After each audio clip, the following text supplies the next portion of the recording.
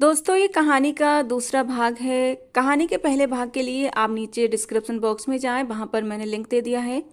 तो आप लिंक पर क्लिक करके कहानी के पहले भाग को सुन सकते हैं। तो चलिए दोस्तों, कहानी के दूसरे और आखिरी भाग को शुरू करते हैं। विजय प्रताप की निगाहें प्रिया पर पूरी तरह टिकी हुई थीं, जो अपने ध्यान में मगन धीमे धीमे सीढ़ियां उतरती हुई पास आ चुकी थी। विजय प्रताप पर नजर पड़ते ही वो चौंकी और फिर सावित्री देवी ने उसका परिचय करवाया। ये विजय प्रताप है, कुछ दिनों के लिए हमारा मेहमान है। इसे किसी भी प्रकार की कोई शिकायत नहीं होनी चाहिए, ये तुम्हारी जिम्मेदारी है। हमेशा की तरह सख्त लहजे में कहते हुए उन्होंने विजय की जिम्मेदारी प्रिया को सौंप दी। विजय का कमरा तैयार हो चुका है, तुम जरूरी सारी चीजें कमरे में पहुंचा दो। विजय, तुम्हें कोई भी समस्या हो तुम सीधे प्रिया से बात कर लेना। मैं आजकल जरा व्यस्त हूँ, गांव की औरतों की समस्याएं कुछ ज़्यादा ही बढ़ गई हैं, इसलिए हवेली और हवेली की जिम्मेदारियां मैं कल ही प्रिया को सौंप चुकी हूँ। मैं गांव की औरतों की पंचायत में जा रही हूँ, अब प्रिया तुम्हारा ख्याल रख लेगी। सावित्री देवी ने गहरी नज़रों से अपने भतीजे को देखा और मुस्कुराते हुए अपने इरादे उसे सौंप दिए। प्रिया सावित्री देवी के इरादों से बेखबर विजय को उसके कमरे तक ले गई थी।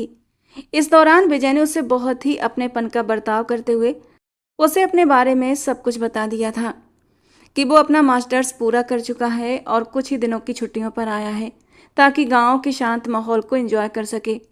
प्रिया एक शहरी लड़की थी, इसलिए वो विजय की बोल्ड नेचर को जरा भी बुरा नहीं मान रही थी। यूनिवर्सिटी में पढ़ते हुए उसकी काफ़ी लड़कों से बातचीत होती रहती थी और वो विजय की इस बातचीत को भी उसी तरह ले रही थी। विजय को उसके कमरे में छोड़कर प्रिया अपने कमरे में आ गई थी। प्रेगनेंसी की वजह से वो बहुत ज़्यादा थकी हुई रहने लगी थी। फिर ध्रुव की बेरुखी ने भी उसे पूरी तरह थका कर रख दिया था। सारा दिन उसने अपने कमरे में चुपचाप बिताया और जब शाम को ध्रुव आया तो विजय को देखते ही वो उससे खुशी के मारे लिपट गया।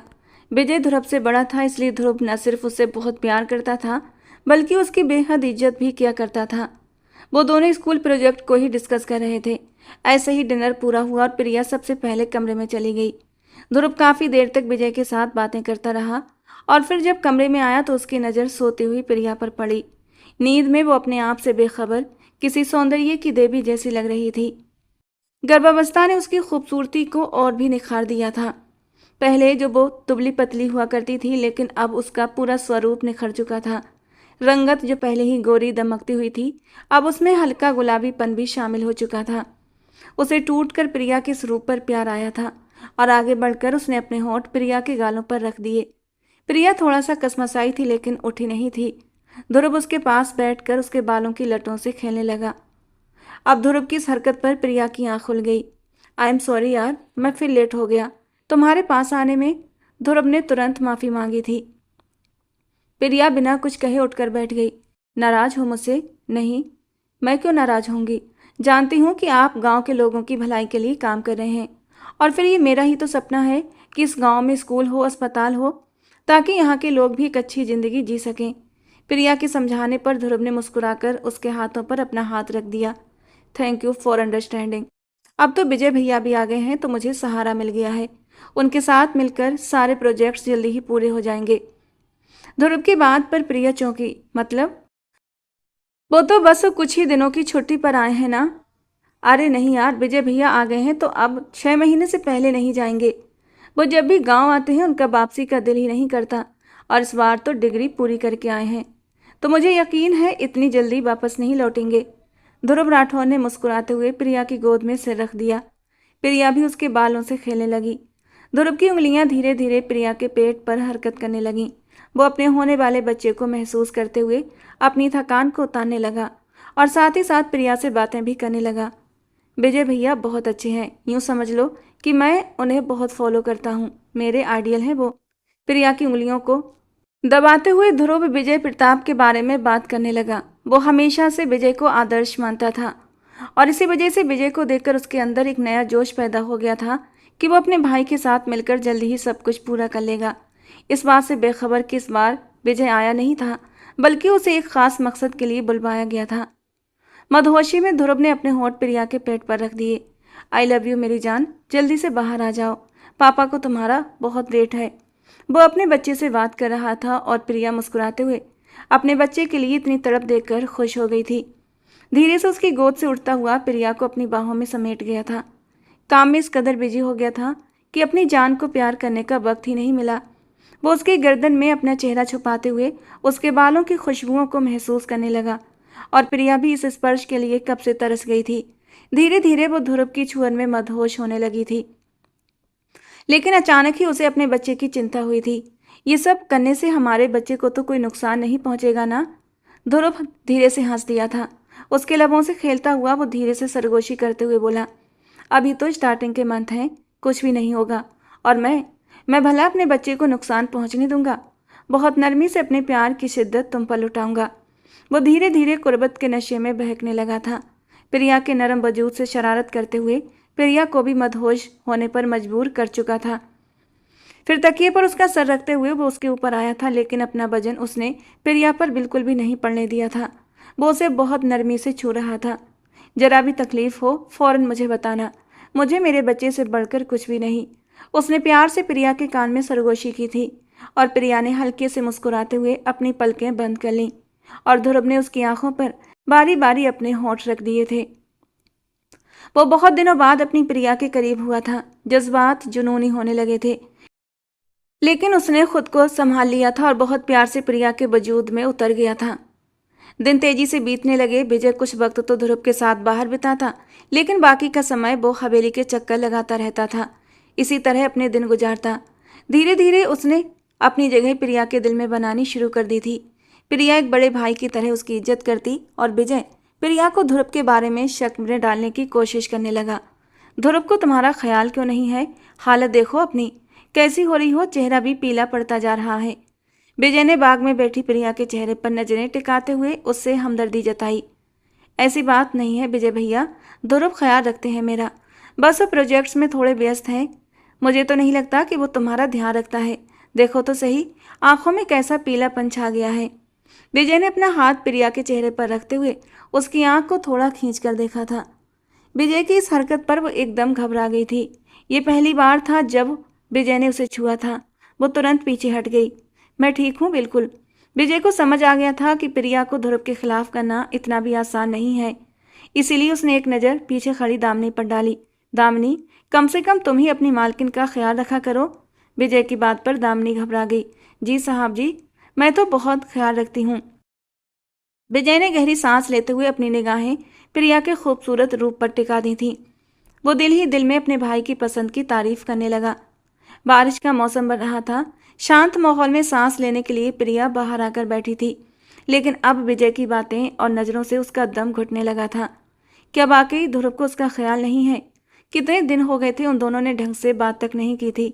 सारा दिन थक हार कर जब ध्रुव वापस आता तो या तो वो सो चुकी होती थी या फिर ध्रुव में ही ज़्यादा देर जागने की हिम्मत नहीं होती थी। और फिर विजय जिस तरह लगातार शक के बीज बो रहा था, कहीं ना कहीं से तो जमीन फटना ही थी। विजय ने प्रिया के चेहरे के बदलते रंग देखे तो उसका दिल खिल उठा। वो सफल हो रहा था और फिर उसने प्रिया के साथ और भी अधिक वक्त बिताना शुरू कर दिया। 2 महीनों में ही वो प्रिया के बहुत करीब आ गया था। प्रिया जिसे दोस्ती समझ रही थी वो दरअसल विजय की एक गहरी योजना थी। प्रिया का गर्भ अब 6 महीने में प्रवेश कर चुका था और उसकी तबीयत बहुत ज़्यादा खराब रहने लगी थी। ध्रुव स्कूल के कुछ पेपर्स के काम के सिलसिले में शहर गया हुआ था और प्रिया की रात में अचानक तबीयत बिगड़ गई थी। वो घबराहट की हालत में कमरे से निकली और सावित्री देवी के कमरे का दरवाज़ा खटखटाने लगी, लेकिन सावित्री देवी ने दरवाज़ा नहीं खोला।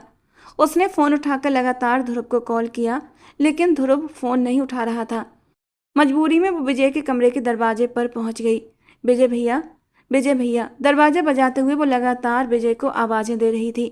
दामिनी उसके पीछे ही खड़ी थी। बीबी जी, मैं कुछ करूं, आप बताएं, मुझे बताएं, मुझे किसे बुलाना है? उसकी हालत देखकर दामिनी भी बुरी तरह घबरा चुकी थी। इतने में विजय प्रताप ने दरवाज़ा खोल दिया। सामने खड़ी प्रिया को देखकर वो हैरान रह गया, क्योंकि घड़ी रात के 2 बजा रही थी। सब ठीक है प्रिया? मेरी तबीयत बिगड़ रही है, क्या आप डॉक्टर को ले आएंगे? दरअसल लेडी डॉक्टर दूसरे गांव में रहती है और चेकअप के लिए उसे बुलवाया जाता है। ध्रुव भी यहाँ नहीं है, इसीलिए मुझे आपके पास आना पड़ा। विजय ने तुरंत कमरे का दरवाज़ा खोला और उसे अंदर आने को कहा। नहीं, मैं अपने कमरे में चली जाती हूँ, आप डॉक्टर को बुलवा लीजिए।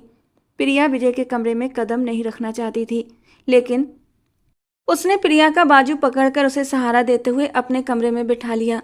प्रिया, तुम्हारी तबीयत खराब हो रही है। एक कदम भी चलना तुम्हारे लिए मुश्किल हो रहा है।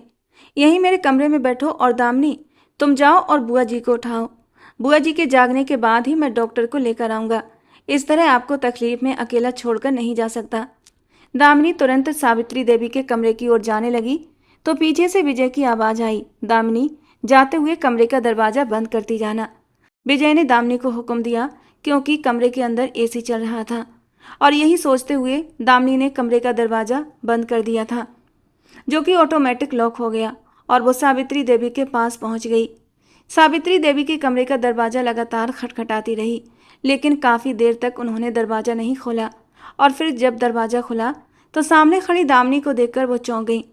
इतनी रात को तुम्हें क्या मुसीबत आ गई है? बड़ी मालकिन, वो छोटी मालकिन, प्रिया मैम साहब। दामिनी घबराहट के मारे कुछ बोल भी नहीं पा रही थी। क्या हुआ प्रिया को? और प्रिया है कहाँ? जी, वो विजय साहब के कमरे में है। उनकी तबीयत बहुत ज़्यादा ख़राब हो गई है। दामिनी की बात पर सावित्री देवी की आंखें फैल गई थीं। उन्होंने तुरंत फ़ोन उठाकर विजय को कॉल लगाया। तुम्हारे कमरे में बैठी है वो। दरवाज़ा अंदर से लॉक कर लो। कोशिश करो किसी बहाने से उसका दुपट्टा भी ले लो। बाकी सब कुछ मैं संभाल लूँगी। दबे दबे स्वर में उन्होंने फ़ोन के दूसरी तरफ मौजूद विजय को निर्देश दिए थे। दामिनी दरवाजे पर हाथ बांधे खड़ी थी और हैरान थी कि बड़ी मालकिन अब तक अपनी बहू के पास भाग क्यों नहीं रही। दामिनी, मेरी बात ध्यान से सुनो। एक पल को रुककर उन्होंने दामिनी के चेहरे को गौर से देखा था, जो हैरत से सावित्री देवी का चेहरा देख रही थी। जी मालकिन, बोलिए, मैं सुन रही हूँ, उसने नजरें झुकाकर जवाब दिया। तुम्हारा बाप मेरी जमीनों पर काम करता है। तुम्हारी बहन मेरी बहन के गांव में ब्याह कर गई है और तुम्हारी छोटी बहन, उसका भविष्य भी मेरे हाथ में है। तुम्हारे परिवार की खुशियां मेरे हाथों में हैं। अगर तुम चाहती हो कि उन्हें कोई भी तकलीफ ना पहुंचे तो तुम्हें वही करना होगा जो मैं कह रही हूँ। सावित्री देवी ने सख्त निगाहों से दामिनी को देखते हुए जो बात कही, वो सुनकर वो एकदम से चौंक उठी थी। क्या मतलब बड़ी मालकिन? हवेली के बाहर हवेली के बाहर वाले हिस्से में जाओ जहां हमारे खास नौकर पहरे पर खड़े हैं और जाकर हंगामा खड़ा करो कि तुम नींद में उठी और प्रिया कमरे में नहीं है। बाहर के सारे मर्दों को लेकर हवेली के अंदर आओ और फिर प्रिया की तलाश शुरू करेंगे। और जब वो विजय के कमरे से निकलेगी तो तुम्हें हरगिज भी उसका साथ नहीं देना है। ध्रुव के सारे खास नौकरों को पता होना चाहिए कि उसकी बीवी रात के अंधेरे में गैर मर्द के कमरे में थी। सावित्री देवी की बात सुनकर दामिनी की आंखें हैरत के मारे फैल गई थीं। मगर बड़ी मालकिन, वो घबराए हुए अंदाज में बोली, मत भूलो हमारे तुम पर कितने एहसान हैं दामिनी। हम चाहें तो तुम्हारे बाप को इस गांव से बेदखल कर सकते हैं, तुम्हारी बहन का घर बिगड़वा सकते हैं।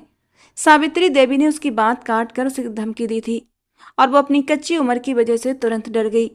मेरे पापा को कुछ मत कहिएगा, तो फिर जाओ और वो करो जो हम कह रहे हैं। दामिनी ने तुरंत बाहर की तरफ दौड़ लगाई और ऐसा दिखाया जैसे उसे नहीं पता कि प्रिया कहाँ है। और सावित्री देवी दरवाजा नहीं खोल रही। सारे गार्ड और नौकर प्रिया की तलाश में हवेली में फैल गए और आखिरकार वो विजय के कमरे से बिना दुपट्टे के आधी बेहोशी की हालत में बाहर निकली, जबकि विजय बिना शर्ट पहने ही कमरे से बाहर आया था। इसी वजह से देखने वालों ने उस दृश्य को अपने हिसाब से समझ लिया। पीछे ही सावित्री देवी भी खड़ी थीं, जिन्होंने छाती पर हाथ मार मार कर शोर मचाना शुरू कर दिया। हाय मेरे बेटे की इज्जत, ये लड़की तो उसे नीलाम कर रही है। पहले ही कहा था मैंने, शहरी लड़की है, ना ब्याह करके लाओ इसे। हमारे खानदान की इज्जत मिट्टी में मिला दी। कोई मेरे ध्रुव को बुलाओ, बताओ उसे कि उसके पीछे उसकी औरत क्या क्या कर रही है। जानबूझकर सावित्री देवी ने ध्रुव के खास नौकर के सामने हंगामा खड़ा किया था। वो जानती थी कि वो तुरंत ध्रुव को फोन करेगा। सावित्री देवी को कोई जवाब दिए बिना ही विजय ने गुस्से में सारे नौकरों को बाहर भगा दिया और पलटकर प्रिया को देखा, जो हल्के हल्के होश में ये समझने की कोशिश कर रही थी कि आखिर हुआ क्या है। विजय ने प्रिया को पानी पिलाया और दूसरी शर्ट पहन ली। विजय भैया, ये सब क्या है? वो एकदम घबरा गई थी। डॉक्टर को बुलाने के लिए कपड़े चेंज कर रहा था और ये सारे नौकर तुम्हारी तलाश में आए थे। तुम बेफिक्र रहो, मैंने सबको वापस भेज दिया है। वो उसे तसल्ली देने की कोशिश कर ही रहा था कि सावित्री देवी कमरे में आ गई और एक जोरदार थप्पड़ प्रिया के चेहरे पर जड़ दिया। बेशरम, बेहया, पति शहर गया है, ससुर दूसरे गांव पंचायत के लिए, और तूने पीछे से बेशर्मी की हदें पार कर दी। सावित्री देवी के इल्जाम पर प्रिया के चेहरे का रंग उड़ गया। एक पल में ही उसे सब कुछ समझ आ चुका था। झूठ है ये, मैंने कुछ भी नहीं किया। वो पेट पकड़कर तड़पते हुए रोने लगी। बताओ दामिनी, मेरी तबीयत खराब थी इसीलिए मैं यहाँ आई थी। उसने तुरंत उसने तुरंत दामिनी का सहारा लिया जो चुपचाप पीछे खड़ी तमाशबीन बनी हुई थी। अरे वो क्या बताएगी, आंखों से देखा है सबने। विजय, इससे पहले कि तुम्हारा भाई लौटे तुम तुरंत वापस निकल जाओ। मुझे डर है कहीं ध्रुव तुम्हारा कत्ल न कर दे। यहाँ मैं सब कुछ संभाल लूंगी, तुम अभी जाओ यहाँ से। उन्होंने तुरंत ही विजय को वहां से निकल जाने का कहा। विजय पहले से ही इस सब के लिए तैयार था, इसीलिए अपना सामान समेटकर वो वहां से भाग निकला। प्रिया तो अब तक समझ ही नहीं पा रही थी कि हुआ क्या है। उसे डॉक्टर की जरूरत थी और उस पर एकदम से आसमान गिरा दिया गया था। पेट पकड़े वो खड़ी हुई थी और फिर दामिनी का सहारा मांगने लगी, लेकिन सावित्री देवी ने सख्ती से दामिनी को आदेश दिया कि वो आज की रात अपने घर चली जाए। दामिनी चुपचाप बड़ी मालकिन के हुक्म पर अपने घर के लिए निकल गई थी। पीछे से प्रिया दामिनी को आवाजें लगाती रह गई। दामिनी प्लीज मत जाओ, मुझे ऐसे अकेला छोड़कर मत जाओ, मुझे तुम्हारी बहुत ज़रूरत है। लेकिन दामिनी ने उसकी एक न सुनी और हवेली से निकलती चली गई। सावित्री देवी ने रोती बिलखती प्रिया को ऐसे ही छोड़ दिया और अपने कमरे में जाकर दरवाजा बंद कर लिया। अपने हिस्से का काम वो कर चुकी थी। प्रिया दर्द से तड़पती हुई बार बार ध्रुव को कॉल कर रही थी, लेकिन ध्रुव का नंबर बिजी जा रहा था। न जाने वो किससे बात करने में व्यस्त था। मदद के लिए सबको पुकारते पुकारते वो वहीं बेहोश होकर जमीन पर गिर पड़ी। कोई उसे देखने और पूछने वाला भी नहीं था। उसके खास आदमी राजीव ने ध्रुव को फ़ोन करके सारी स्थिति बता दी थी, जिसे सुनने के बाद उसने प्रिया की मिस कॉल का जवाब नहीं दिया था। जब प्रिया उसे कॉल कर रही थी वो कमरे में मौजूद नहीं था और उससे पहले कि वो प्रिया की मिस कॉल देखता, राजीव की कॉल आ गई थी और राजीव ने उसे जो खबर सुनाई थी वो सुनकर वो हैरान रह गया था। उसे यकीन था कि उसकी बीवी बदचलन नहीं हो सकती, इसीलिए उसने सोचा कि वो खुद हवेली जाकर उससे बात करेगा।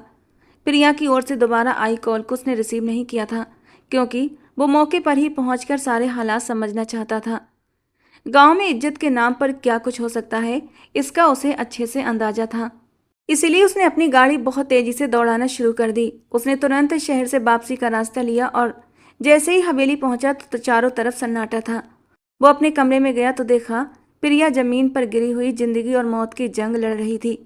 प्रिया की हालत देखकर एक पल के लिए ध्रुव सब कुछ भूल चुका था। प्रिया, वो चीखते हुए प्रिया की ओर भागा था। जहां देखा प्रिया पूरी तरह बेहोश हो चुकी थी। ध्रुव उसे उठाकर दोबारा शहर ले गया, लेकिन तब तक उसका बच्चा इस दुनिया से जा चुका था और साथ ही डॉक्टर ने उसे ये भी खबर सुना दी कि अब प्रिया कभी दोबारा माँ नहीं बन सकेगी, क्योंकि बहुत सारी जटिलताओं के चलते उसकी माँ बनने की क्षमता खत्म हो गई थी। यह खबर प्रिया से कहीं ज़्यादा ध्रुव पर कहर बनकर टूटी थी। वो पूरा समय प्रिया के सिरहाने बैठा रहा, लेकिन जब प्रिया को होश आया तो ध्रुव को देखते ही वो बुरी तरह रोने लगी। मेरा फ़ोन क्यों नहीं उठाया था ध्रुव? तुम्हारी माँ की वजह से हमारे बच्चे की जान चली गई। रोते हुए उसके दिल की बात जबान पर आ गई और ध्रुव एकदम उससे पीछे हटा था। माँ को कसूरवार क्यों ठहरा रही हो प्रिया? विजय भैया के साथ रात के अंधेरे में उनके कमरे से बिना दुपट्टे के तुम बाहर निकली थी। इसमें माँ का क्या कसूर है? ध्रुव के इस अंदाज पर प्रिया हैरानी से उसे देखती चली गई। बताया मुझे राजीव ने कि दामिनी तुम्हारी तलाश में पागल हो रही थी और तुम विजय के कमरे से मिली। तुम और विजय जिस हाल में थे वो नौकरों ने मुझे बताया, लेकिन मैंने यकीन नहीं किया। मैंने तुम्हें उठाकर अस्पताल पहुंचाया और अब तुम मेरी माँ को दोष दे रही हो, जो अपने कमरे में थी, जिन्हें किसी बात की खबर तक नहीं थी। ये झूठ है ध्रुव, ये सब कुछ तुम्हारी माँ का किया धरा है। और दामिनी तुम्हें खुद बताएगी कि मेरी तबीयत उस समय कितनी ज़्यादा खराब हो गई थी और सावित्री जी ने अपने कमरे का दरवाज़ा तक नहीं खोला था। प्लीज़ इस वक्त चुप हो जाओ प्रिया, घर चलकर बात करेंगे। ध्रुव ने आसपास खड़ी नर्सों को देखकर उसे चुप करवाया था। शाम तक रो रोकर प्रिया का बुरा हाल हो चुका था। औलाद को खो देने का सदमा और फिर दामन पर लगा दाग, दोनों ही उसे चैन नहीं लेने दे रहे थे। शाम को जब वे वापस हवेली पहुंचे तो सावित्री देवी छाती पीटती हुई रोती नजर आई। हाय मेरा पोता चला गया, मेरा बारिश चला गया। उनका ड्रामा चरम पर था। प्रिया बस खामोशी से उन्हें देखती रही। दामिनी बताओ साहब को कि मेरी तबीयत कितनी ख़राब थी। मैंने कितनी बार तुम्हारे साहब को कॉल की, कितनी बार सावित्री देवी का दरवाज़ा खटखटाया और आखिरी विकल्प के तौर पर मैं विजय भैया के कमरे की तरफ गई। प्रिया खुद को संभालते हुए अपनी बेगुनाही का सबूत ध्रुव के सामने रखना चाहती थी, लेकिन दामिनी की खामोशी ने उसके होश उड़ा दिए थे। पिछले 2 ढाई सालों से वो जिस दामिनी को अपनी छोटी बहन की तरह समझती आई थी, आज उसी की खामोशी प्रिया को जिंदा गाड़ देने के लिए काफी थी। बताओ दामिनी, बताओ आखिर सच क्या है। दामिनी ने नजरें झुका ली और फिर धीरे से कहने लगी, मैं जब सोकर उठी तो प्रिया बीबी कमरे में नहीं थी और ढूंढने पर वो विजय साहब के कमरे से मिली, वो भी बिना दुपट्टे के।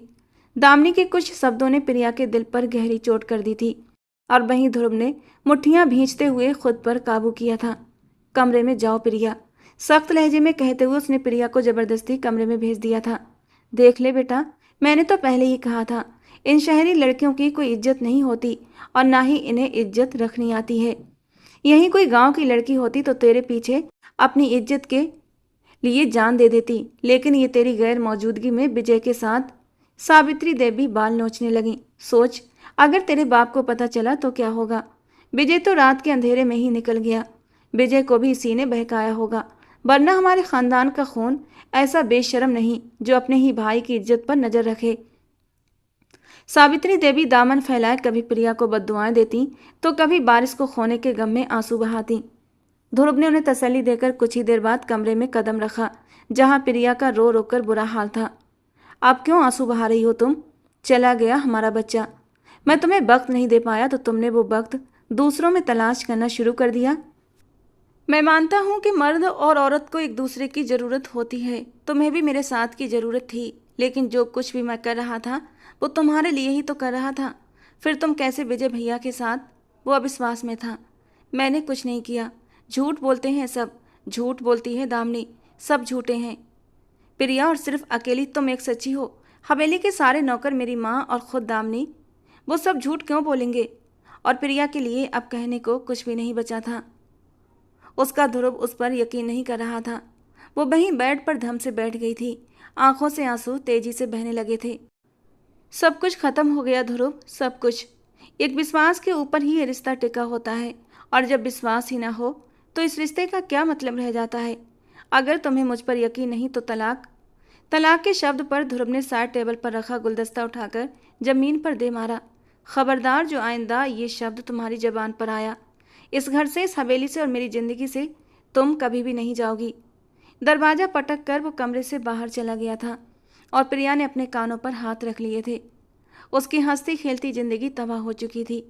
कुछ ही देर बाद दामिनी उसके कदमों में बैठी थी।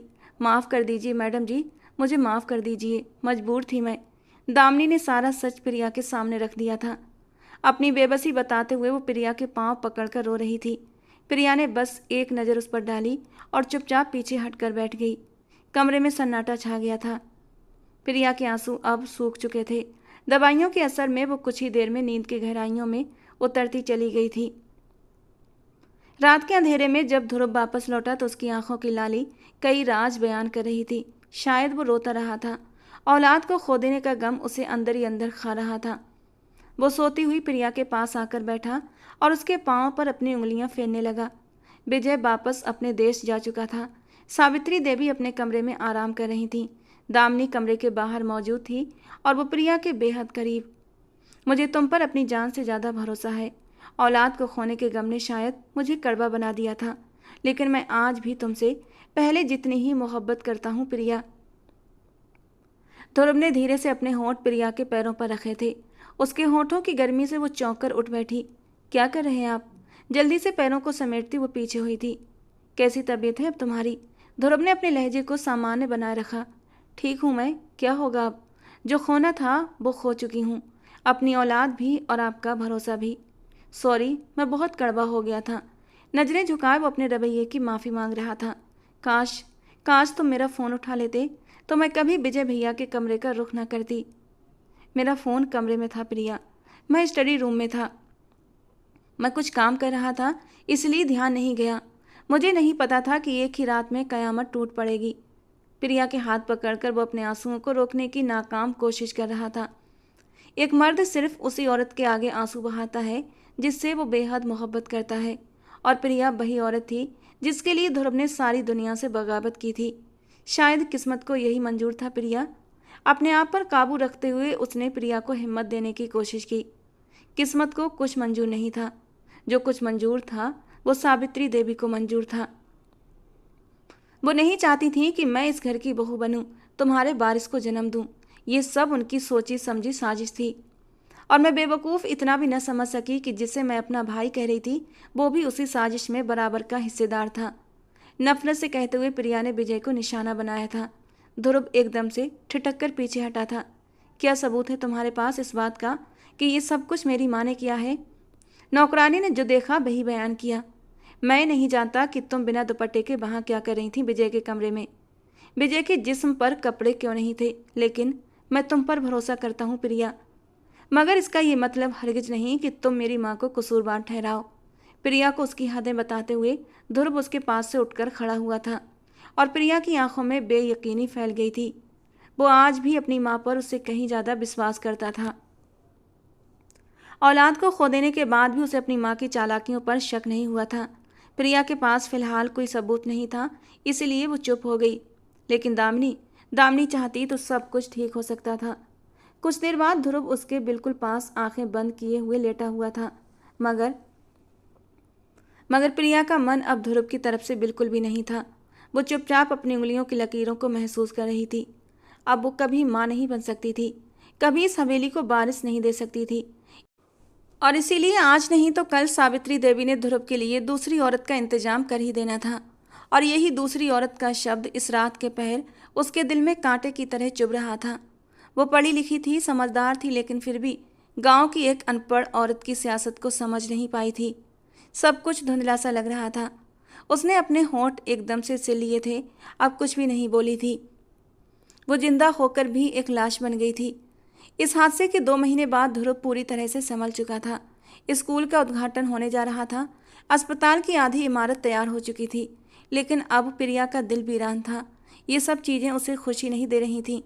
ध्रुव ने उसे दोबारा जिंदगी की तरफ लौटाने की बहुत कोशिश की थी, लेकिन जब भी सावित्री देवी उसकी आंखों के सामने आती वो अंदर से टूटने लगती थी। वो उसकी गुनहगार थीं, जिन पर एक इल्ज़ाम भी नहीं लगा था, और वो खुद बेकसूर होकर भी गुनहगार बना दी गई थी। स्कूल शुरू हुआ तो गांव में खुशी की लहर दौड़ गई। वक्त तेजी से आगे बढ़ता गया। फिर दामिनी भी स्कूल जाने लगी। वो अब 17 साल की हो चुकी थी। मना भी करने लगी कि अब स्कूल जाकर क्या करूँगी, लेकिन प्रिया ने ज़बरदस्ती उसे स्कूल भेजा कि पढ़ने लिखने की कोई उम्र नहीं होती। स्कूल से आकर वो प्रिया की सेवा में हाजिर रहती। अक्सर शर्मिंदा होकर उससे माफ़ी भी मांगती, लेकिन प्रिया उसे जवाब में कुछ नहीं कहती। और फिर एक दिन जब दामिनी माफ़ी मांगने के लिए उसके कदमों में बैठी तो प्रिया ने मुस्कुराकर उसकी ओर देखा था। माफ़ कर दूंगी तुम्हें, लेकिन बस एक शर्त पर। तुम्हें मेरे पति की दूसरी बीवी बनना पड़ेगा, यानी मेरी सौतन। प्रिया के लफ्ज़ों ने दामिनी के होश उड़ा दिए थे। ये आप क्या कह रही हैं बीबी जी? मैं ध्रुव साहब से शादी कैसे कर सकती हूँ? मैं एक गरीब किसान की बेटी हूँ, मेरी कोई औकात नहीं। तुमने ही तो कहा था दामिनी कि तुम हर सज़ा झेलने को तैयार हो, तो फिर तुम्हारी सज़ा यही है कि तुम मेरी जगह ले लो। मैं अब कभी माँ नहीं बन सकती, इसीलिए तुम अपने मालिक को वारिस दो और अपने मालिक की ज़िंदगी में खुशियाँ भर दो। मैं चाहती हूँ कि मेरा पति ध्रुव हमेशा खुश रहे। प्रिया ने अपने दिल पर पत्थर रखते हुए दामिनी को अपने इंतकाम के लिए चुना था। वो इंतकाम जो उसे सावित्री देवी से लेना था, वो इंतकाम जो उसे अपने पति से लेना था। वो किसी भी हाल में सावित्री देवी और ध्रुव को उस नुकसान के लिए माफ़ नहीं कर सकती थी जो उसने झेला था। सावित्री देवी की वजह से उसका बच्चा खो गया था और ध्रुव ने उस पर यकीन न करके उसे बहुत गहरी चोट दी थी। वो एक शब्द भी अपनी माँ के खिलाफ नहीं सुन सकता था। वो माँ जिसकी वजह से प्रिया ने अपनी औलाद खो दी। आज नहीं तो कल ध्रुव की दूसरी शादी होनी ही थी। तो फिर दामिनी से क्यों नहीं? क्योंकि ध्रुव अपने ख़ानदान का इकलौता वारिस था और अब उसका वारिस ही गद्दी नशीन बनना था। दामिनी ने उसकी ज़िंदगी उजाड़ने में उन जालिमों का साथ दिया था, इसलिए अब उसे भी सज़ा मिलनी थी, और वो सज़ा दामिनी को खुद ध्रुव देगा। ये बात प्रिया अच्छे से जानती थी। वो जानती थी ध्रुव कभी उसकी जगह किसी और औरत को नहीं दे सकता। दामिनी को सारी ज़िंदगी उस आग में जलना पड़ेगा जो प्रिया ने झेली थी। मगर वो ये नहीं जानती थी कि ध्रुव और दामिनी की शादी से पहले उसके हाथ कुछ ऐसा बड़ा लगने वाला था जिसके जरिए वो ध्रुव की रूह तक को झुलसा सकेगी। उसके मोबाइल पर आने वाली एक ईमेल थी जिसने सब कुछ बदल कर रख दिया था। दामिनी ने ये सजा कबूल कर ली थी। ध्रुव राठौड़ जैसे रौबदार आदमी को वो हमेशा चुपचाप देखा करती थी। कितनी बार उसने प्रिया और ध्रुव के बीच की मोहब्बत भरी छोटी छोटी बातों को चोरी छुपे देखा था। अगर वही मोहब्बत उसकी झोली में आ रही थी तो वो क्यों इनकार करती। इसलिए दामिनी ने इसे अपनी खुशनसीबी समझकर कबूल कर लिया था। मगर अब प्रिया को ध्रुव के सामने भी ये बात रखनी थी। उसे किसी भी तरह इस बात के लिए, इस शादी के लिए राजी करना था, जो कि सबसे मुश्किल काम था। उस रात ध्रुव थका हारा घर लौटा तो प्रिया को देखकर उसके पास आ बैठा। उसकी मोहब्बत में कोई भी कमी नहीं आई थी। औलाद के चले जाने के बाद और ये जानने के बाद कि प्रिया अब कभी माँ नहीं बन सकती, उसने प्रिया को एक पल के लिए भी अकेला नहीं छोड़ा था। वो जानता था कि प्रिया के दिल में बहुत से गिले शिकवे हैं, लेकिन उसकी मोहब्बतों में कहीं भी कोई कमी नहीं आई थी। और फिर जब वो प्रिया के पास बैठा तो उसके पैरों पर धीरे धीरे अपनी उंगलियों का स्पर्श छोड़ने लगा था। प्रिया ने उसका हाथ मजबूती से पकड़ लिया। हमेशा से मोहब्बत के दावे करते आए हो तुम ध्रुव, और मैंने हमेशा तुम्हारी मोहब्बत को ठुकराया है। आज मैं तुम्हारा एक इम्तिहान लेना चाहती हूँ। अगर मोहब्बत करते हो तो इस इम्तिहान में कामयाब हो जाना। बहुत अरसे बाद प्रिया ने कुछ पुराने अंदाज में ध्रुव से बात की थी, इसीलिए वो एकदम से खिल उठा था। मेरी जान, मैं तुम्हारी मोहब्बत के हर इम्तिहान में सफल होने को तैयार हूँ। तुम एक बार आजमा कर तो देख लो। वो पूरी तरह उसकी मोहब्बत में डूबा, उसकी आंखों में खोने लगा था। मैं चाहती हूँ कि तुम मेरी बात मानो और हमारी ज़िंदगी को एक नया मोड़ दो। ध्रुव को लगा शायद वो वापस शहर जाने की बात करेगी, क्योंकि काफ़ी समय से वो अपने माँ बाप से मिलने नहीं गई थी और फिर गांव में वो बिल्कुल शांत सी हो गई थी। इसीलिए वो तुरंत ही मान गया, तुम जो भी कहो प्रिया। लेकिन प्रिया की अगली बात ने उसके होश उड़ा दिए थे। मैं चाहती हूँ कि तुम्हारी दूसरी शादी मैं खुद कराऊँ, अपने हाथों से, धूमधाम से। सारा गांव देखे कि ध्रुव राठौर की शादी हुई है। मैं चाहती हूँ कि तुम्हारे गांव को वारिस मिल जाए। माँ की भी तो यही इच्छा है ना। प्रिया ने अपने लहजे को सामान्य रखते हुए ध्रुव से ये बात कह दी थी। कई बार सावित्री देवी ने उसके सामने कहा भी था कि वो अपनी सहेली की बेटी को उसके मुकाबले पर लाएंगी और उसे जूतों पर रखेंगी। इसलिए प्रिया ने तय कर लिया था कि उनके आने से पहले ही वो दामिनी को उनके सिर की धूल बना देगी। मुझे लगता है तुम्हारा मानसिक संतुलन खराब हो गया है। अकेले रह रहकर इस कमरे की 4 दीवारों में बंद होकर तुम्हारे सोचने समझने की शक्ति खत्म हो गई है। और अगर तुम सोच नहीं पा रही हो तो कम से कम अपने दिल की ही सुन लो। पति हूँ मैं तुम्हारा, मोहब्बत करता हूँ तुमसे, और मोहब्बत में साझेदारी की कोई गुंजाइश नहीं होती। ना मुझे औलाद चाहिए, ना ही किसी और औरत की तमन्ना है मेरे दिल में।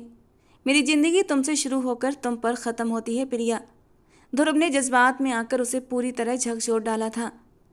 अगर आज के बाद किसी और का नाम लिया तो मैं अपने हाथों से खुद को शूट कर लूँगा।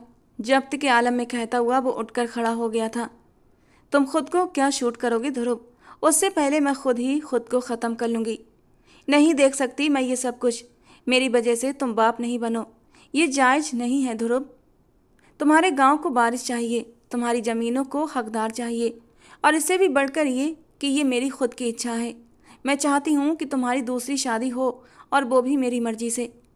तुमने मुझे जितनी तकलीफ़ पहुँचाई है अब उसका हिसाब चुकाने का वक्त आ गया है।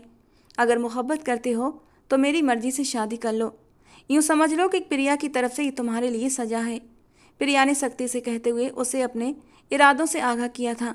अच्छा, तो मैं ये समझूं कि ये तुम्हारी माँ से जंग है?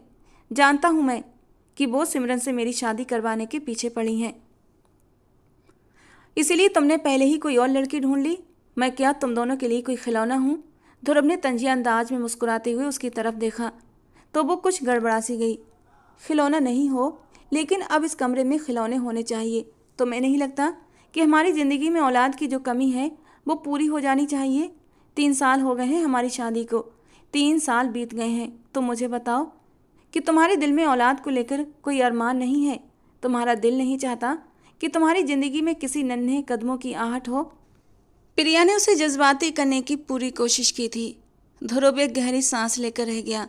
हाँ, है ख्वाहिश मेरे दिल में। मैं चाहता हूँ मेरी औलाद हो, मेरी ज़िंदगी में भी ये खुशी आए, लेकिन मेरी औलाद भी तुमसे होगी और मेरी खुशियाँ भी तुमसे ही आएंगी। मैं डॉक्टरों की कही बातों को नहीं मानता। ध्रुव राठौर ने उसका हाथ पकड़कर नरमी से उसे समझाते हुए उसके बालों को छुआ था। प्रिया, तुमने कहा था कि मैं मोहब्बत के हर इम्तिहान में कामयाब होऊंगा। ये तुम्हारी मोहब्बत का इम्तिहान है कि तुम मुझसे मेरी दूसरी शादी की मांग कर रही हो। अगर तुम्हें लगता है कि ये मैं सब कुछ तुम्हारी माँ की जिद में कर रही हूँ तो फिर ऐसा ही सही, लेकिन मैं चाहती हूँ कि मैं खुद अपने हाथों से तुम्हारी दुल्हन को सजाऊँ, उसे तुम्हारी सेज पर बिठाऊँ और तुम्हें उसके हवाले कर दूँ। दिल में दर्द महसूस करते हुए वो होठों पर मुस्कुराहट ले आई थी। प्रिया, क्या मिलेगा तुम्हें ये सब करके? खाली हाथ रह जाओगी। मैं दो औरतों में बट कर रह जाऊँगा, न उसका हो सकूँगा न तुम्हारे पास आ सकूँगा। क्यों चाहती हो अपनी और मेरी ज़िंदगी को बर्बाद करना? मैं जानता हूँ तुम्हें बहुत तकलीफ पहुँची है। जो कुछ बीत गया है उससे भली भांति परिचित हूँ। पछताता हूँ उस रात को लेकर, रोता हूँ हर बार, अपने ही आंसुओं से खुद को भिगोता हूँ। तुम बताओ और क्या करूँ? क्या ये सज़ा कम नहीं कि मैं अपनी ही औलाद का कातिल खुद को समझता हूँ? ध्रुव ने बर्दाश्त की हदों को पार करते हुए अपनी आंखों की नमी को बहुत जोर से रगड़कर साफ किया था। प्रिया ने बेबसी से उसे देखा था। ये भी ना कह सकी कि ध्रुव, तुम्हारी औलाद की कातिल तुम नहीं, तुम्हारी माँ है। ध्रुव, एक आखिरी चीज़ मांग रही हूँ तुमसे, बस एक आखिरी बार। मेरी मोहब्बत की खातिर मेरी इस बात को कबूल कर लो। प्रिया उसके कदमों में बैठकर गिड़गिड़ाने लगी। ध्रुव उसकी इस नादानी पर न सिर्फ हैरान था बल्कि परेशान भी था कि ये सब कुछ क्या हो रहा है। ठीक है, अगर तुम चाहती हो तो मैं तैयार हूँ। ध्रुव ने एक पल में ये सोचकर मंजूरी दे दी थी कि प्रिया की ज़िंदगी में कोई लड़की नहीं है। वो जानता था प्रिया का अब किसी से कोई वास्ता नहीं, तो इतनी जल्दी वो किसी को सौतन के तौर पर ढूंढ नहीं सकेगी। इस बात से बेखबर कि वो तो पहले ही अपनी सौतन ढूंढ चुकी थी। ठीक है, तो फिर अपनी माँ को बता दो कि कुछ दिनों में तुम्हारी दूसरी शादी हो रही है, और वो भी मेरी पसंद की लड़की से। ध्रुव ने इस बेवकूफ़ लड़की को एक नज़र देखकर चुपचाप उठकर सावित्री देवी के कमरे में चला गया। काफ़ी दिनों से वो उससे ढंग से बात नहीं कर पाया था, इसीलिए उनके पास जाकर बैठ गया। लेकिन उन्होंने बात सिमरन के टॉपिक से ही शुरू की थी। वो सिमरन को जल्द से जल्द अपनी बहू बनाना चाहती थी, और फिर ध्रुव ने हिम्मत करके उन्हें बता दिया कि प्रिया उसकी शादी अपनी मर्जी से करवाना चाहती है। ये सुनकर सावित्री देवी के तो 14 खाने खुल गए थे। उन्हें तो लगा था कि सिमरन और ध्रुव की शादी का सुनकर सबसे बड़ा हंगामा तो प्रिया ही खड़ा करेगी और वो उसे हवेली से बाहर निकाल फेंकेंगी। वो तो ये सोच भी नहीं सकती थी कि प्रिया खुद किसी और को सौतन बनाने का सोचेगी। किसे तलाश कर लिया तुम्हारी बीबी ने? ले आएगी कोई अपने जैसी शहर की लड़की। कह दो उसे कि हम गांव वाले हैं, गांव की लड़कियों को ही अपनी इज्जत बनाएंगे। अब पहले ही उसकी वजह से बहुत तमाशा हो चुका है। वो तो भगवान की कृपा है कि मेरा बच्चा बच गया, वरना अगर ये बात ज़्यादा फैलती तो शायद तुम्हें अपनी जान गंवानी पड़ती। जानबूझकर सावित्री देवी ने अतीत के जख्म उधेड़ने की पूरी कोशिश की थी। ध्रुव कुछ देर उनके पास बैठकर वहाँ से भी उठ गया। कमरे में जाने की बजाय वो गार्डन में टहलते हुए सिगरेट के कश पर कश लगाने लगा था। उसने पिछले कुछ दिनों से सिगरेट पीना शुरू कर दिया था, क्योंकि अब गम को दिल से निकालने के लिए यही धुआं जरूरी था। ध्रुव अंदर ही अंदर कितना टूट चुका था, ये कभी खुलकर प्रिया को बता नहीं सका था। उसे पछतावा था, अफसोस था कि वो अपनी बीवी के साथ उस वक्त नहीं था जब उसे उसकी सबसे ज़्यादा ज़रूरत थी। लेकिन उसने कभी अपनी माँ को भी अपनी औलाद का कातिल नहीं माना था। उसे तो यही लगता था कि प्रिया और विजय भाई के बीच कुछ नहीं था, लेकिन साथ ही उसका ये भी मानना था कि उसकी माँ कभी भी उसकी बीवी पर इतना बड़ा जुल्म नहीं कर सकती थी। और बस इसी कशमकश में वो दो रिश्तों के बीच पिस रहा था, और अब तो वो दूसरी शादी की मंजूरी भी दे चुका था। खिड़की से प्रिया काफ़ी देर तक उसे यूं ही सिगरेट के धुएं के बादलों में खोया देखती रही, और फिर जब ध्रुव पलटा तो उसकी निगाहें खिड़की पर खड़ी प्रिया से टकरा गईं। हल्के रंग का फ्यूजी सूट पहने वो इस उदास रात का ही हिस्सा लग रही थी। आई एम सॉरी प्रिया, शायद मैं अपनी मोहब्बत में कामयाब नहीं हो सका। दिल ही दिल में पछतावे की आग में जलता हुआ ध्रुव अपने कमरे में पहुंचा था। प्रिया बिस्तर पर लेटी हुई थी और उसने दूसरी ओर करवट ले रखी थी। ध्रुव ने बेचैनी में कहा, बताओगी नहीं किसे ढूंढा है मेरे लिए? माँ का कहना है कि अब मेरी शादी किसी गांव की लड़की से ही होगी। प्रिया को जलाने की नीयत से उसने ये बात कही थी, लेकिन अगली बात ने उसके पैरों तले से जमीन खिसका दी थी जब प्रिया ने मुस्कुराकर उसकी ओर देखा। गांव की ही लड़की है, फिक्र मत करो। जबान है, खूबसूरत है और सबसे बढ़कर ये कि तुम्हारी रग रग से भली भांति परिचित भी है। किसकी बात कर रही हो तुम प्रिया? वो एकदम से चौंक गया था। तो क्या प्रिया पहले ही लड़की तलाश कर चुकी थी? वक्त आने पर बता दूंगी। पहले तुम अपनी माँ को राजी करो और विवाह का इंतजाम करो। ध्रुव एकदम से चुप हो गया था, लेकिन अगली सुबह उससे भी ज़्यादा कहर बरपा देने वाली सुबह थी। जब दामिनी सावित्री देवी को उठाने के लिए उनके कमरे में गई तो पता चला कि रात के किसी पहर उन्हें स्ट्रोक आया है। वो भागती हुई ध्रुव के पास पहुंची। ध्रुव उन्हें तुरंत लेकर शहर के अस्पताल गया, लेकिन सावित्री देवी को लेफ्ट साइड पैरालिसिस हो चुका था और उनका शरीर काफ़ी हद तक काम करना छोड़ चुका था। वो बिस्तर पर लग गई थीं और अब उनका शरीर शायद ही दोबारा हिल सके। सावित्री देवी बिस्तर पर आ गईं। सारी हवेली का नियंत्रण और पूरा गांव अब प्रिया के हाथ में आ चुका था।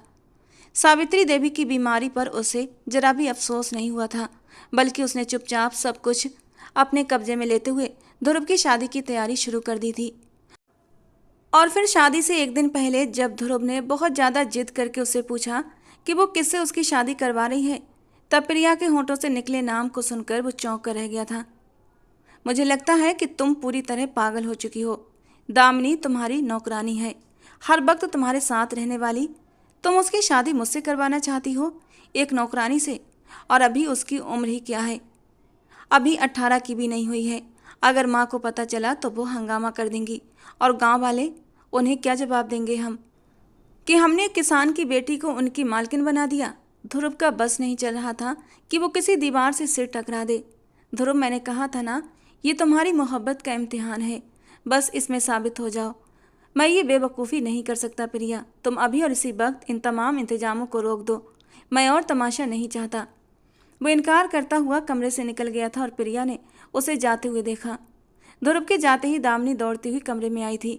बीबी जी, ध्रुव जी बहुत गुस्से में हैं। मुझे बहुत डर लग रहा है। वो बुरी तरह डर के मारे कांप रही थी। फिक्र मत करो दामिनी, कल शादी होगी और तुम इस हवेली की दूसरी छोटी मालकिन बन जाओगी। ये मेरा तुमसे वादा है और यही तुम्हारी सजा भी है।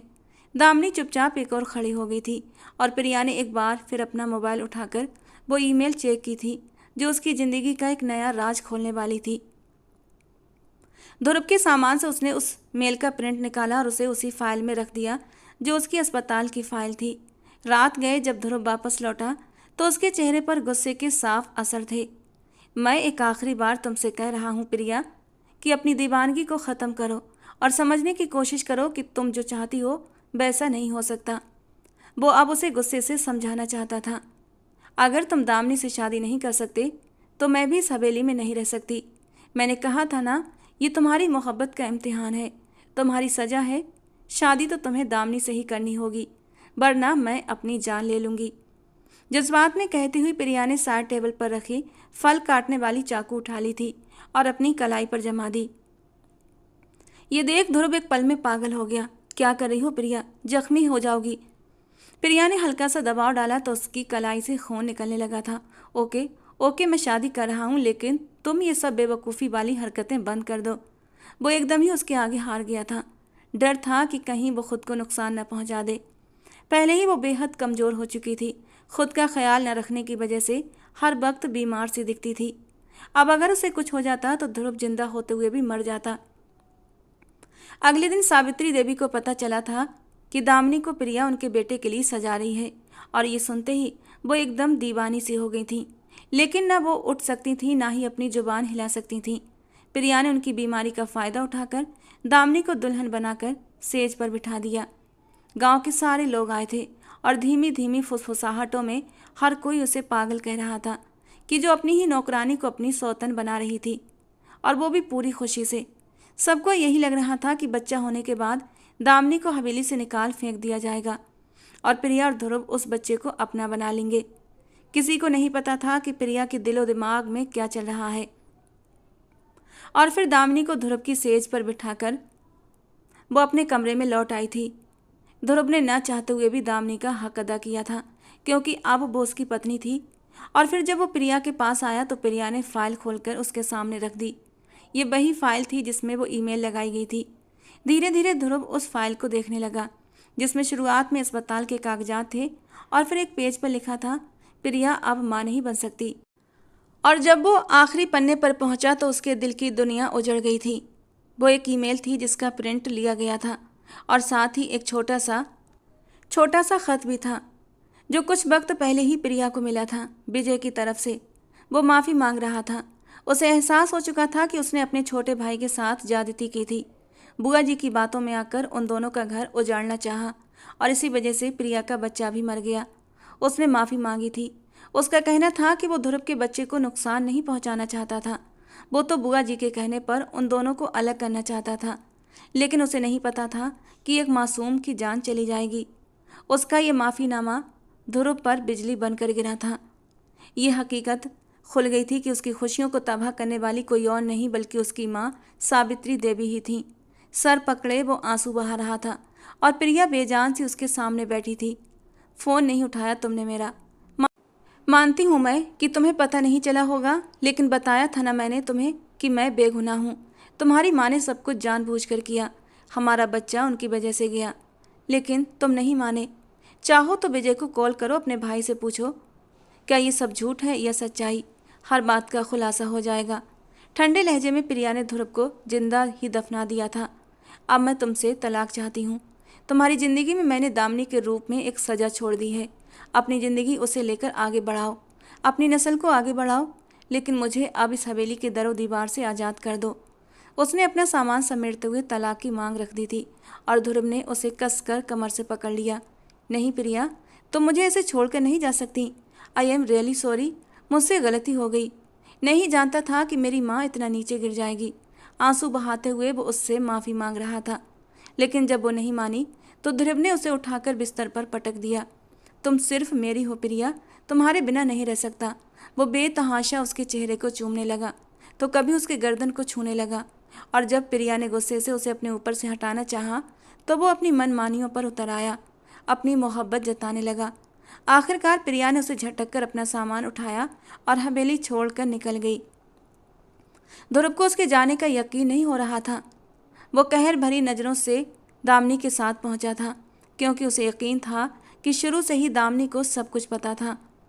दामिनी को अपने गुस्से का शिकार बनाते हुए उसने उससे सारा सच उगलवा लिया था, और दामिनी ने रोते हुए उसे बता दिया था कि सावित्री देवी ने उसे किस तरह ब्लैकमेल किया था।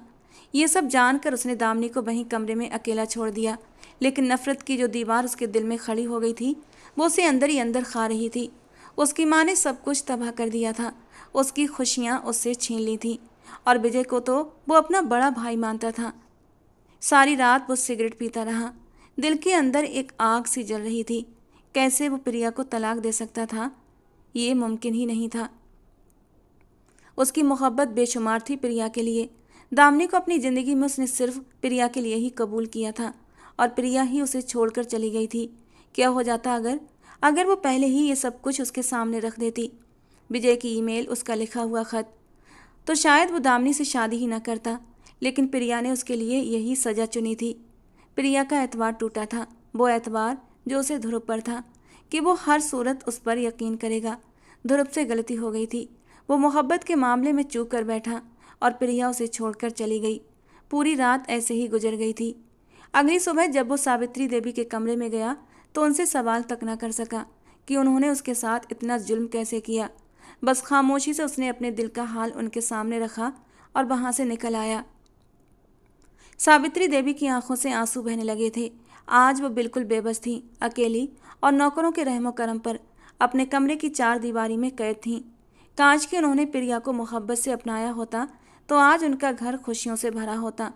उनके बेटे के चेहरे पर मुस्कान होती, उनके आंगन में बच्चों की खिलखिलाहट गूंजती। उनकी नफरत और जलन ने सब कुछ तबाह कर दिया था। दामिनी अपनी जगह खामोशी से बैठी आंसू बहाती रह गई थी। काश कि उसने सही वक्त पर सच्चाई का साथ दिया होता। वो सावित्री देवी की धमकियों में न आती और भगवान का डर रखते हुए पति पत्नी के बीच फसाद का कारण न बनती तो आज उसकी ज़िंदगी बेहतर होती। उसने ध्रुव राठौर की बीबी होने का टाइटल तो हासिल कर लिया था, लेकिन जानती थी सारी ज़िंदगी उसकी नौकरानियों से भी बदतर गुजरेगी। ना वो मालकिन रही थी और ना ही नौकरानी, वो बस एक मुजरिम बन बैठी थी। उसने ध्रुव से माफ़ी मांगी थी। पूरी तरह से गम में डूबा हुआ था वो। तुम्हें माफ़ी मांगने की ज़रूरत नहीं है दामिनी, तुम तो गैर थीं, मैं उसका अपना था। वो मुझ पर एतबार करती थी। मेरी मोहब्बत में उसने अपना घर, अपना शहर छोड़कर इस गांव में कदम रखा था। मैंने ही उसका साथ नहीं दिया। हर मुश्किल वक्त में वो तन्हा रही। यहाँ तक कि उस हालत में उसने हमारे बच्चे को खो दिया। कसूर तो मेरा है, लेकिन अगर उसे अपनी ज़िंदगी से निकाल दिया तो मेरे हिस्से में सिर्फ और सिर्फ घाटा रह जाएगा और ये तकलीफ़ मैं बर्दाश्त नहीं कर सकूँगा। अपने बाल नोचते हुए वो अपनी बेचैनी को संभालने की कोशिश कर रहा था।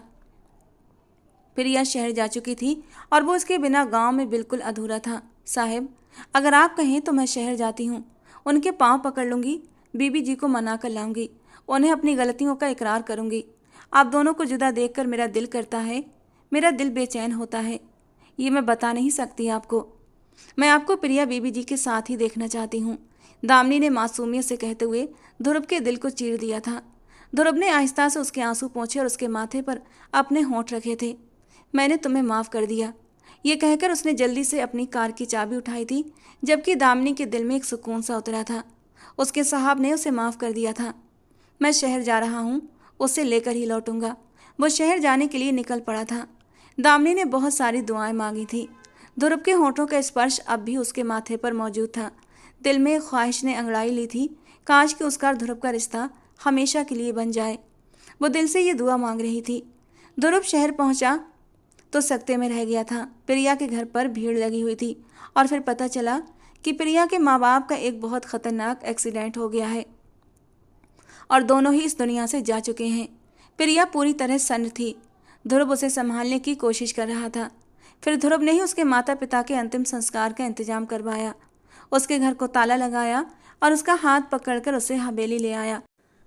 वो बस बेजान पत्थर बनी हुई थी, जिसने ना इनकार किया ना ही कोई हंगामा खड़ा किया था, बल्कि ध्रुव का हाथ थामे वो खामोशी से हवेली लौट आई थी। ध्रुव ने उसे अपने सीने से लगा लिया था। कई दिनों तक वो उसके बिल्कुल पास रहा था। उसने एक बार भी दामिनी की तरफ नज़र उठाकर नहीं देखा था। वो बस प्रिया का था और प्रिया ही उसकी पूरी कायनात थी। पूरी 1 महीने बाद जब प्रिया संभली तो उसे होश आया कि वो वापस गांव आ चुकी है। गांव की औरतें उसके इर्द गिर्द मौजूद थीं। वो उससे अपने मसले बयान कर रही थीं और वो गुमसुम सी उनके बीच बैठी सोच रही थी कि इन औरतों को मेरी ज़रूरत है। शहर में अब मेरा कोई नहीं है, मैं वहाँ जाकर करूँगी भी तो क्या करूँगी। उसने खामोशी से अपनी ज़िंदगी को गांव की औरतों के नाम कर दिया। वो अपने नाम पर बने स्कूल में अब खुद ही जाकर पढ़ाने लगी थी। शायद हालात से भागने का यही एक तरीका था उसके पास, मगर वो ध्रुव को खुद से दूर ना कर सकी। वो हर वक्त किसी आवारा भंवरे की तरह उसके आसपास मंडराता रहता, उस पर अपनी शिद्दतें लुटाता था, उसके करीब आता। वो चाहता था प्रिया भी इन खूबसूरत पलों में उसका साथ दे, लेकिन प्रिया चाह कर भी ऐसा नहीं कर पाती थी। दामिनी दोबारा से उसकी खास नौकरानी बन गई थी। दामिनी ने कभी ये जताने की कोशिश नहीं की कि वो ध्रुव की पत्नी है। कई बार प्रिया ने उसे समझाने की कोशिश की कि वो उसकी नौकरानी नहीं है, लेकिन दामिनी के दिल को सुकून नहीं मिलता था। उस जोड़ी की तबाही के पीछे कहीं ना कहीं उसका भी हाथ था और फिर भगवान की तरफ से एक करिश्मा हुआ। दामिनी की जगह प्रिया उम्मीद से हो गई। धीरे धीरे ध्रुव की मोहब्बत का असर पूरी तरह प्रिया के वजूद पर चढ़ चुका था। पूरे गांव में खुशियों की लहर दौड़ गई। प्रिया को तो खुद भी यकीन नहीं हो रहा था। वो खुशी के मारे ध्रुव से लिपट गई थी और फूट फूट कर रोने लगी, और ध्रुव ने उसके आंसू पोंछते हुए उसके माथे को छू लिया था। खुद भी उसकी आंखों से आंसू बह रहे थे। ये खुशी उनके लिए बहुत बड़ी थी और ध्रुव ने इस खुशी में न जाने कितने तरह के नेक काम कर डाले थे। ध्रुव ने तो प्रिया को अपनी हथेली का छाला बना लिया और धीरे धीरे प्रिया सब कुछ भूलती चली गई। बस उसे दिखाई दे रही थी तो सिर्फ और सिर्फ ध्रुव की मोहब्बत। दामिनी ने भी हर पल हर लम्हा प्रिया का ख्याल रखा और प्रिया ने एक बहुत ही प्यारी सी बेटी को जन्म दिया। ध्रुव ने अपने और प्रिया के नाम को जोड़कर बच्ची का नाम परिधि रखा। दामिनी ने परिधि को अपनी गोद में लिया और एक माँ की तरह उसे चूमा। दामिनी को देखकर प्रिया के दिल को चोट पहुंची। उसने दामिनी के लिए बहुत सख्त सजा चुनी थी, जबकि उसका गुनाह इतना बड़ा नहीं था, और इसीलिए प्रिया ने खुद दामिनी को इस मुश्किल से राहत दिलाने के लिए ध्रुव से बात की थी। वो चाहती थी कि ध्रुव उसे अपना ले, लेकिन ध्रुव अपने दिल में बसी प्रिया की मोहब्बत को बांट नहीं सकता था। ध्रुव ने उसे तलाक देकर उसकी शादी कुछ ही समय बाद एक बहुत अच्छे घराने में करवा दी थी। दामिनी के परिवार की भी आर्थिक रूप से खूब मदद की थी। दामिनी अपनी नई शादीशुदा जिंदगी से बहुत खुश थी और प्रिया अपनी औलाद और ध्रुव के साथ अपनी ज़िंदगी में आगे बढ़ गई थी। कुछ गम हमारे नसीब में लिखे होते हैं, लेकिन उनसे ऊपर उठकर हमें ज़िंदगी को एक नए नज़रिए से देखना पड़ता है। प्रिया की ज़िंदगी ने भी बहुत से रंग बदले थे, लेकिन आखिरकार वो ध्रुव के साथ अब अपनी ज़िंदगी में बेहद खुश थी। परिधि ने उनकी ज़िंदगी में खुशियों के रंग भर दिए थे। पास्ट को बदला नहीं जा सकता, लेकिन उसे भुलाकर आगे बढ़ने की कोशिश जरूर करनी चाहिए। गलती न ध्रुव की थी, न प्रिया की और न ही दामिनी की। बस वक्त और हालात गलत थे। दोस्तों, ये कहानी का दूसरा और आखिरी भाग था। कहानी के पहले भाग का लिंक मैं नीचे डिस्क्रिप्शन बॉक्स में दे दूंगी। लिंक पर क्लिक कीजिए और कहानी के पहले भाग को सुनिए। कहानी कैसी लगी कमेंट बॉक्स में अपनी राय जरूर देना। कहानी पसंद आई हो तो प्लीज़ लाइक करना। रोज एक नई और रोमांटिक कहानी के लिए हमारे चैनल के साथ जुड़े रहें। मिलते हैं दोस्तों अगली किसी नई और रोमांटिक कहानी के साथ।